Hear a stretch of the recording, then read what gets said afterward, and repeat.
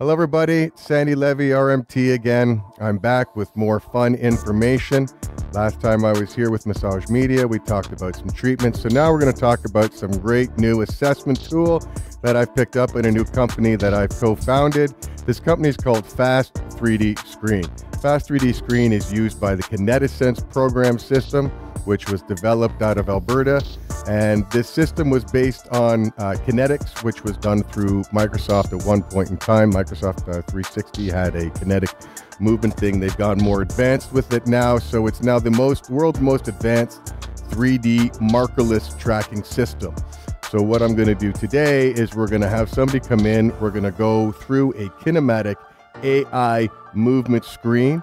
Then we're going to go through a functional screen, and we're also going to use a device from Japan called Salted, which are insoles electronic that go into your feet, and we can measure center of pressure. So now I'm going to introduce you to the Kinesense program. We're going to tell you what roughly it does, how it does it, and who's actually using it to date. Okay, so we're sitting behind the iPad now. We have to use the iPad Pro with the LiDAR camera. It's the only way to track 3D. Kinesense itself is the world's most advanced motion capture system without markers on the body. It helps us to unlock proven return on investment, objectivity, amplify efficiency, accuracy, and differentiate everything that we're doing through Kinesense compared to everybody else. As you can see, Kinesense allows us, we can test for active aging, clinical, performance, tactical, veteran care, and workplace. So let's just take a look at performance. And what performance does, which is harnesses the power of objective 3D data to elevate performance outcomes by truly measuring exactly what's happening compared to what you might think is happening. The eye may play tricks, but 3D does not. Now, Kinesense has actually done over 2 million assessments. It's #1 in the industry, 11 languages, and global leader in 3D assessments. So who really uses Kinesense? Manchester City, Baltimore Orioles, another football club in Europe, Anaheim Ducks,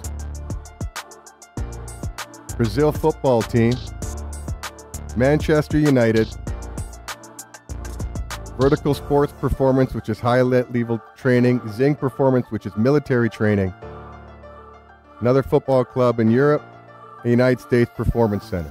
So we're now going to go through an example of what Kinesense actually does to track and do a kinetic AI movement screen and show you how it actually works.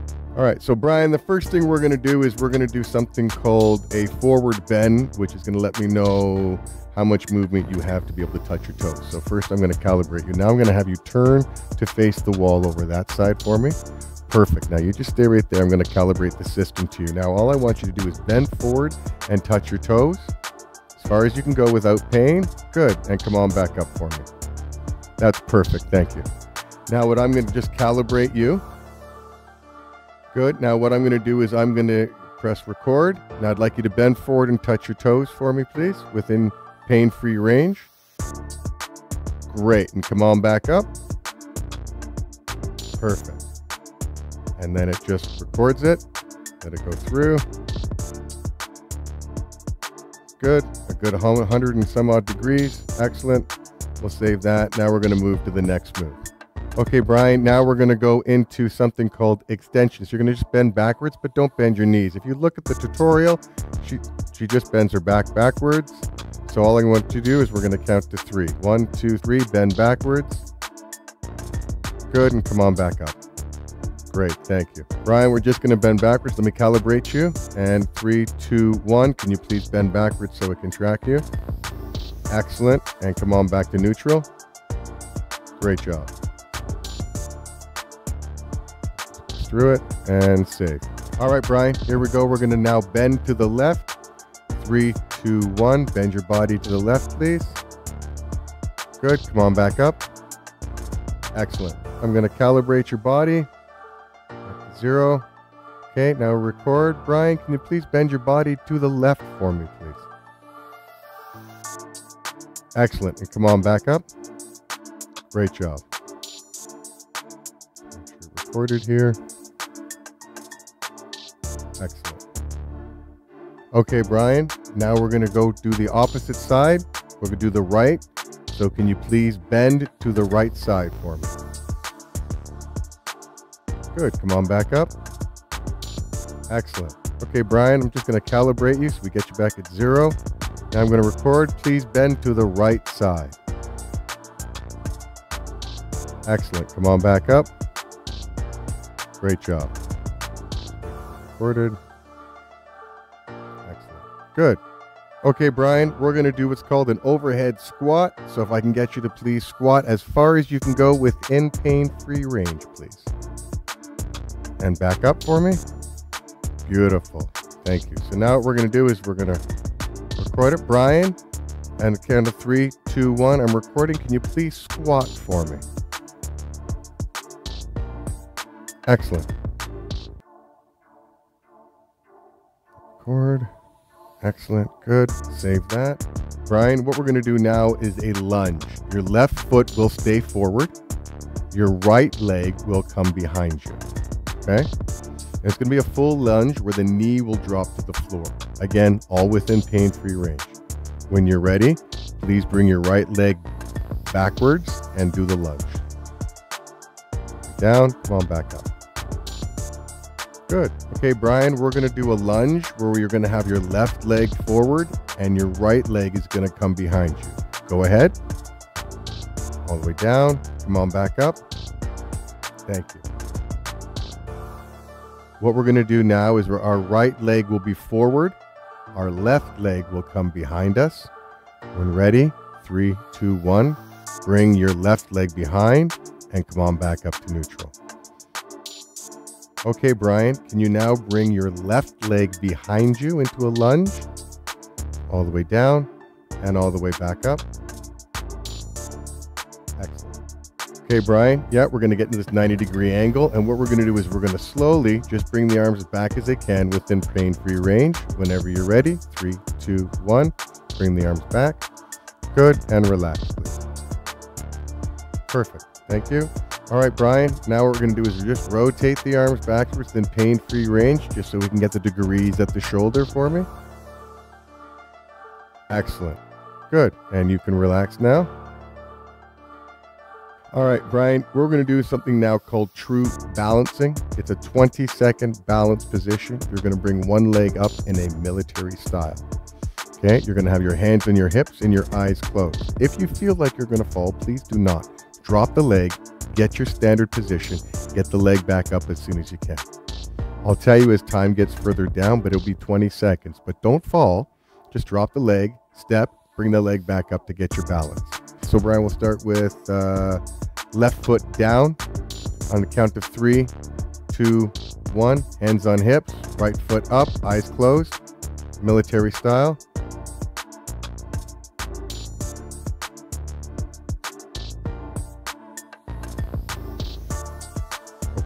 Stop there. Okay, we'll do a countdown. So first I'm going to calibrate you.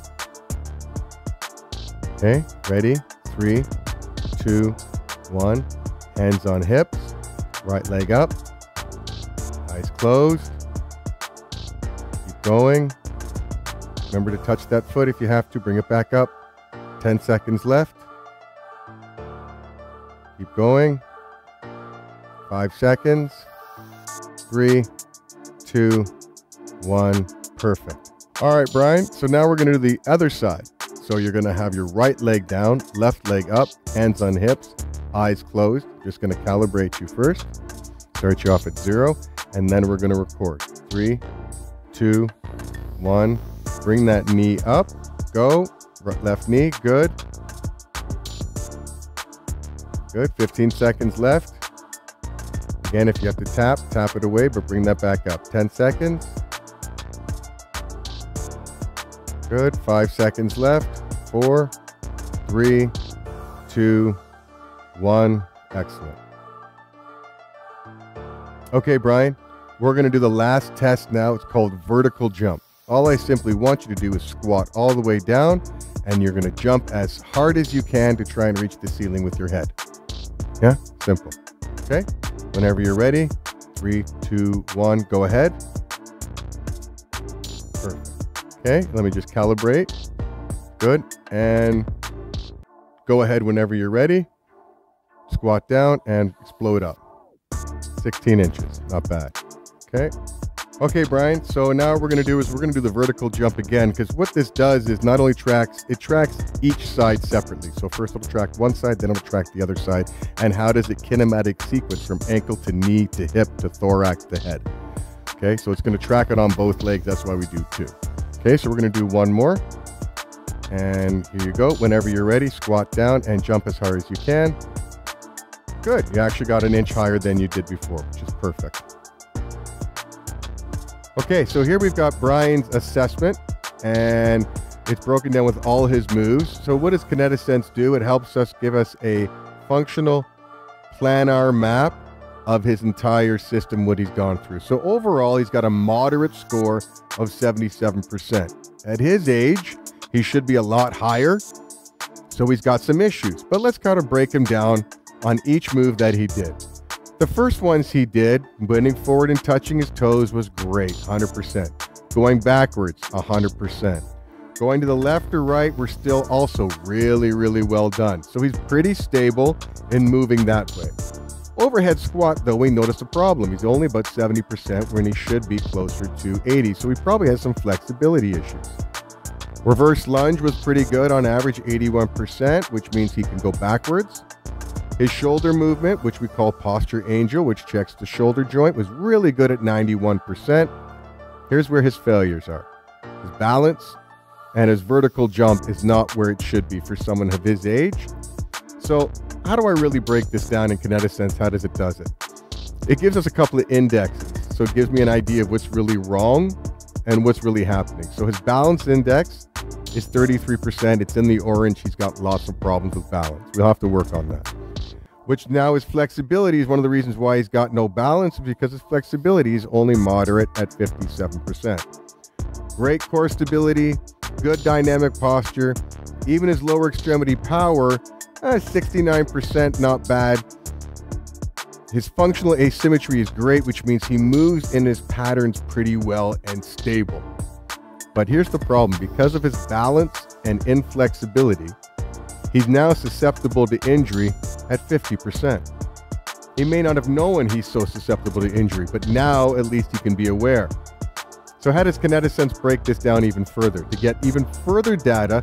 So if we're going to treat this situation, how do I know how to treat it? So it gives me an idea of what the most dysfunctional regions are to his least dysfunctional. And as we look at this 3D image of Brian, I can see he's got a right shoulder problem in the actual shoulder joint. He's got a scapular issue, a mid-back issue, low back, and even a hip issue. But how do I know which one's worse and which one's not? Well, I downloaded the actual map and the report that we get. And here's the actual report for Brian. It not only breaks down every movement he did and their percentage, which gives us data right away.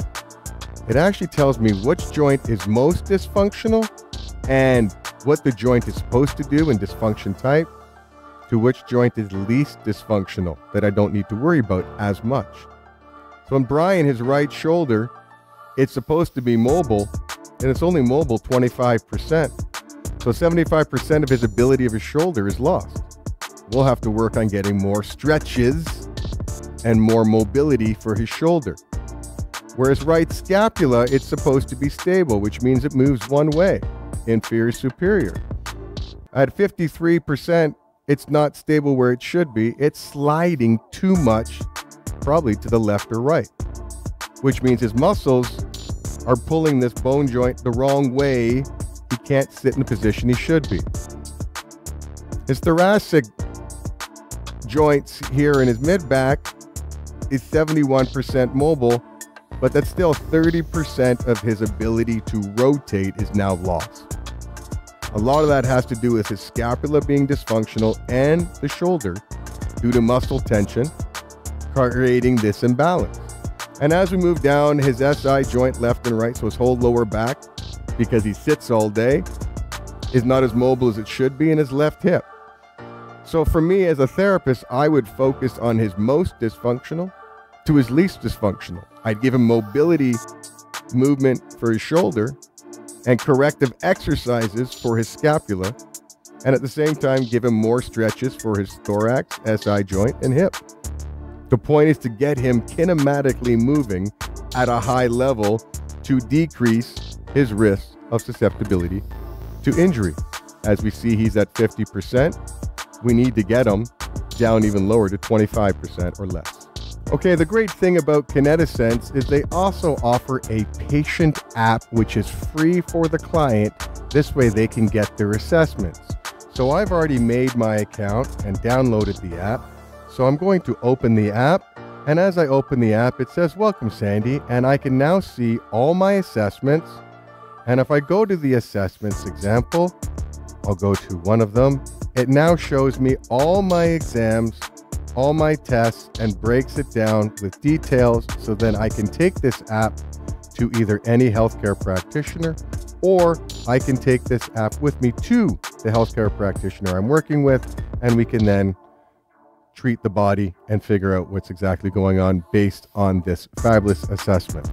The other thing Kinesense allows me to do is give exercise protocols to correct the problem that we assess.